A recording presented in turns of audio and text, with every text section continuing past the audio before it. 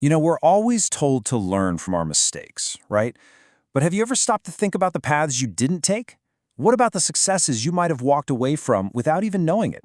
Well, today, we're diving into exactly that, how to learn from a life you never even lived.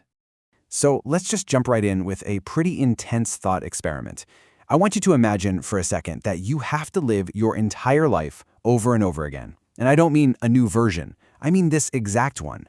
Every single victory, every crushing defeat, every single boring Tuesday, forever. Just let that sink in. How does that make you feel? Now, this isn't some random question I just made up. This is actually a legendary philosophical challenge from none other than Friedrich Nietzsche. He paints this picture of a demon sneaking up to you in your loneliest moment and whispering this idea in your ear. Would you just crumble under the weight of it all? Or would you look that demon in the eye and thank This whole powerful idea, what Nietzsche called the demon's bargain? Yeah, that's where we're going to start. So here's the key. Nietzsche probably wasn't saying, hey, this is literally how the universe works. Not at all. He was using this idea of eternal recurrence as a kind of psychological test. It's a gut check. Your immediate emotional reaction, whether it's absolute horror or pure joy, tells you everything you need to know about how you really feel about your life. And believe me, the standard he sets is incredibly high. He basically asks, could you get to a point where you love your life and yourself so much that you would see this demon as a god? Where you wouldn't just put up with the repetition, but you would actually crave it. It's a really profound way of asking a simple question. Are you living a life that you'd scream yes to again and again and again? Okay, so Nietzsche's idea is this giant cosmic thought experiment. But what if we're already stuck in a loop? Not some cosmic one, but a psychological one that we create ourselves. And that brings us right to our second section, the unconscious echo. So fast forward a few decades after Nietzsche, and you've got Sigmund Freud. He started noticing this really bizarre pattern with his patients, something he called repetition compulsion. And what is it? It's this deep unconscious pull to repeat painful patterns from our past. You know, like that friend who always seems to date the exact same type of person who is just completely wrong for them? Yep, that's a perfect example of this loop in action. So why in the world would we do something so counterintuitive? Well, Freud's big idea was that we don't always consciously remember the past trauma, so instead, we unconsciously act it out. We might recreate tough childhood dynamics in our work relationships, for example. But here's the kicker. It's not just pure self-sabotage.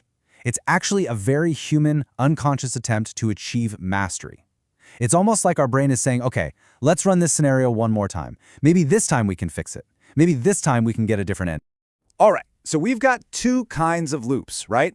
Nietzsche's huge philosophical one, and Freud's personal psychological one. But they both focus on the things we've done. Now we get to the big twist. What about the things we didn't do? Let's talk about the mistakes you never even made. See, there are really two big categories of mistakes. First, you have an error of commission. That's when you do something and it blows up in your face. Think launching a new product that totally bombs. The feedback is immediate, it's loud, and it hurts. But then you have the error of omission. That's when you fail to do something that would have been great, like passing on an investment that goes to the moon. The feedback on that, it's usually silent. It's invisible. Heck, you might go your whole life and never even realize you made a mistake at all. And this, right here, is the real challenge, isn't it? I mean, learning from our spectacular, visible failures is one thing. It's hard, but at least we know what happened. But how in the world do you learn from the ghosts of successes that you never had? How do you learn from a mistake you didn't even know you made? For most of us, this is a huge, huge blind spot. So, does anyone actually manage to learn from these invisible mistakes? Well, a really fascinating study from organizational science gives us a pretty surprising answer. And it all comes down to the difference between leaders and laggards. And this chart just lays it out so clearly.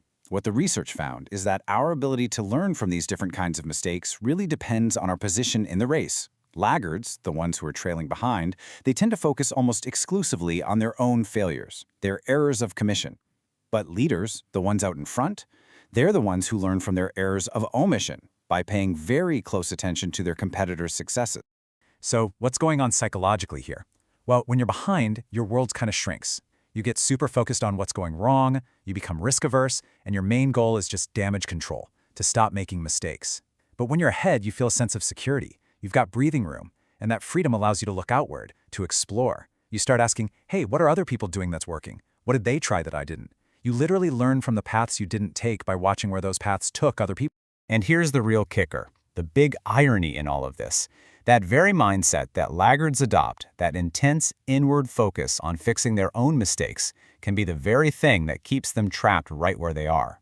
By being blind to the successes they passed on, they might completely miss the one big opportunity that could let them leapfrog ahead.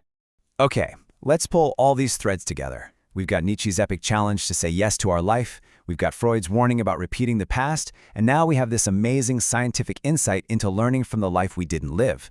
This all brings us to our final section, living a yes life. So how do we actually do this? Well, it breaks down into 3 steps. Step 1, see the echo. We have to become aware of those Freudian patterns, those unconscious loops we're stuck in. Step 2, see the ghost. We have to learn to be like those leaders in the study, to look outward, observe the successes of others, and treat them as valuable data about the roads not taken. And finally, step 3, live deliberately. By combining what you learned from what you did do with what you learned from what you didn't do, you can start to write a life story that is absolutely worth repeating. And this brings us full circle, right back to Nietzsche.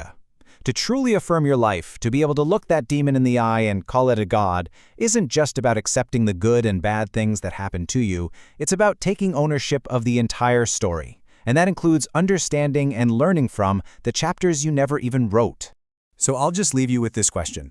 Knowing all of this, knowing that every choice you make and every choice you don't make is writing the story you might have to live with forever, what choice will you make today?